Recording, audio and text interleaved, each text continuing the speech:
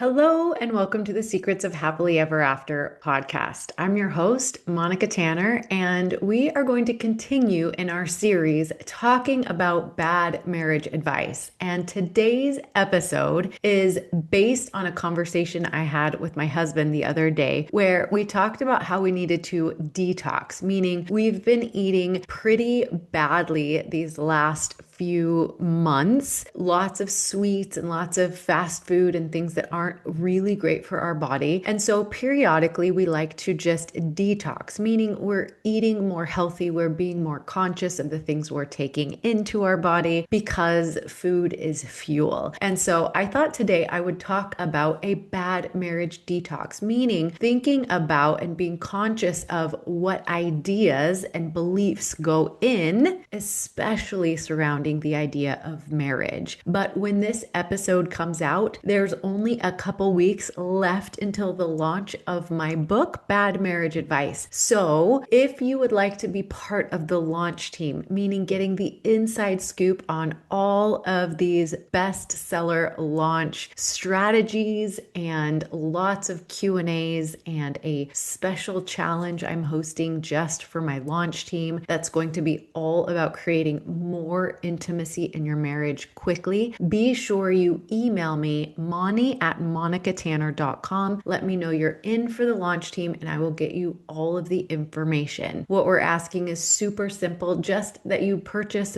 a copy of Bad Marriage Advice on launch day and leave a review as soon as you've read it. All right, on to today's episode. Let's be honest. How much marriage advice have you been given over the years from your parents, your friends, your coworkers, or even some random person on social media? Are you taking in bad marriage advice or marriage advice that you haven't fully thought through? Because here's the thing about a lot of this bad, quippy advice. It sounds good when you hear it. You automatically think, yeah, that seems like it would be good, but it ends up making you feel miserable in your marriage. It's a lot like food. Sometimes that comfort food, like homemade mac and cheese or something like that, it looks like it would be so good for you, but when you think about the calories and the fat and the just simple carb intake, sometimes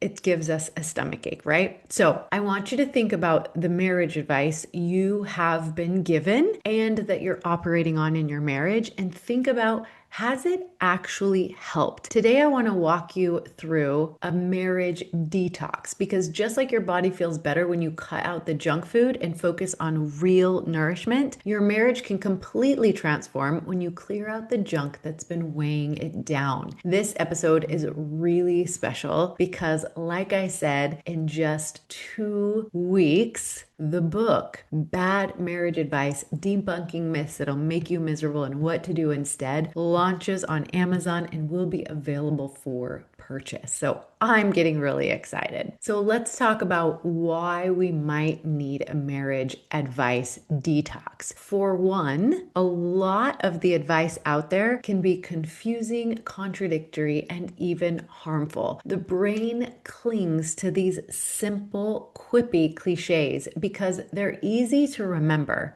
even when they're not helpful. And over time, these myths become like rules, especially I feel like older generations that have been handing it down. When somebody we look up to and respect says something like happy wife, happy life, or never go to bed angry, it sticks with us. But then we get so frustrated when we're up in the middle of the night arguing, or we feel like our marriage is one-sided and only one person's happiness is really important. Sometimes I think about marriage advice like downloading too many apps on your phone. At first, it seems like they're all super helpful, but eventually it starts slowing everything down.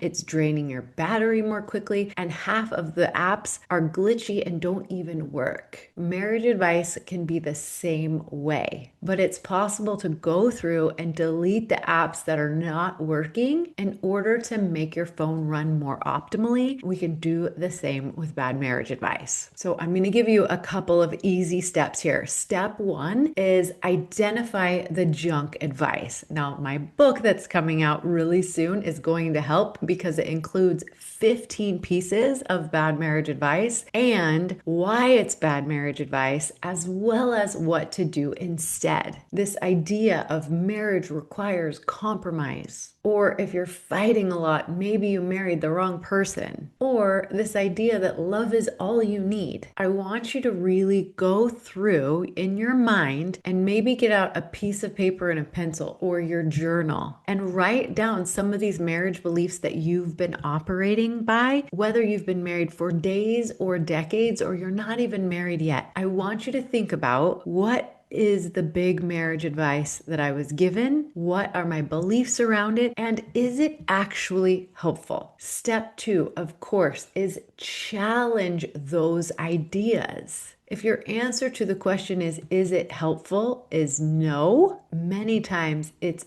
unhelpful. Many times it causes more pain and frustration. Then I want you to challenge it. I want you to think about, is there a better idea that's going to bring more connection and intimacy and especially communication into my marriage? For example, never go to bed angry. Could we maybe replace that with rest is really important? And so if something doesn't get resolved and it's late at night, we should press pause and revisit it in the morning when we're both fresh. If you're operating under the assumption that compromise is the only way and you feel like you're giving up so much, maybe you could challenge it with the idea of there has to be a way for both of us to get more of what we want in this relationship. What skills of communication and cooperation can we add so that this partnership feels more collaborative? So like I said, step 2 is to poke holes in your beliefs or ideas. If it sounds nice but it feels impossible, that's a red flag. Truth is sometimes hard at the beginning, but it will set you free. It might stretch you, but in this discomfort is where all the growth and progress happens. So step 1 is to identify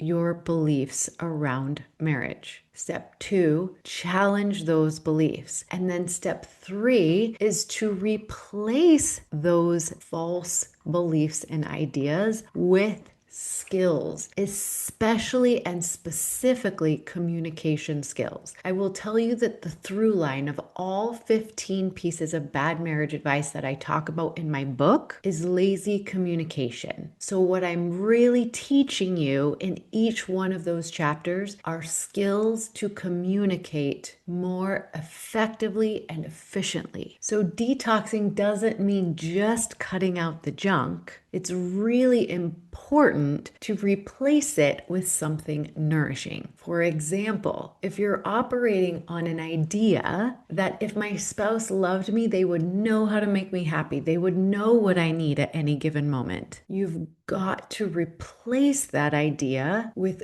good skills around making requests. It is more vulnerable to make a request because your spouse can either honor it or not, and that is scary, especially if we grew up with the idea that a good person doesn't have needs and desires. Again, that'll give you something to look at and address. If you're operating on this idea that you love each other so much, what could go wrong? Love is all you need. It will get you through anything. At some point, that's going to be super frustrating. You have to be willing to replace that with what I call my 3% rule, which is implementing habits of daily communication, weekly date night, and yearly relationship check-ins. One of the things I really tried to do with this book is make it fun and funny and easy to get through. I really truly believe that one of the reasons that so many couples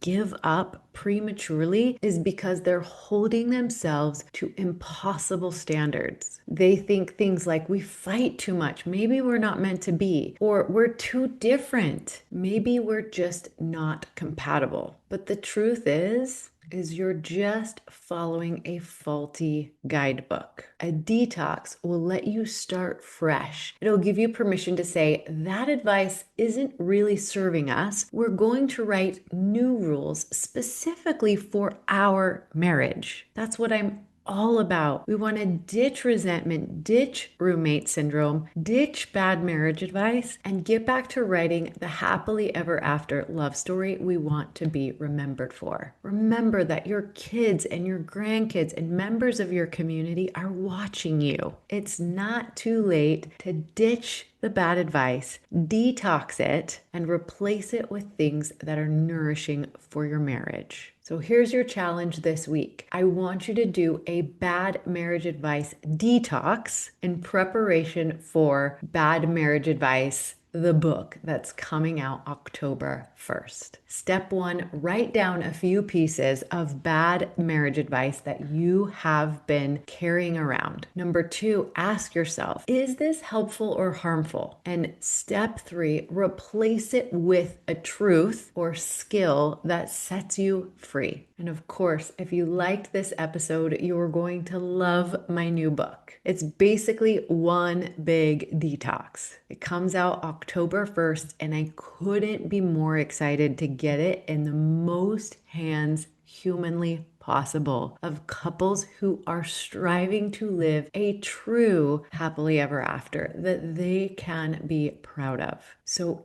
if you want to be notified the moment it's available on Amazon, be sure to go to badmarriageadvice.com and sign up on the waitlist there. And if you want to be part of this movement and get all the behind the scenes and extra bonuses, join my launch team by emailing me, moni@monicatanner.com, and I'll give you all the details on how you can help. Marriage deserves better advice, and so do you and every young couple embarking on the adventure of marriage. I want to hear all about your detox, so feel free to send me an email, and I will be here same time, same place next week. And until then, happy marriaging.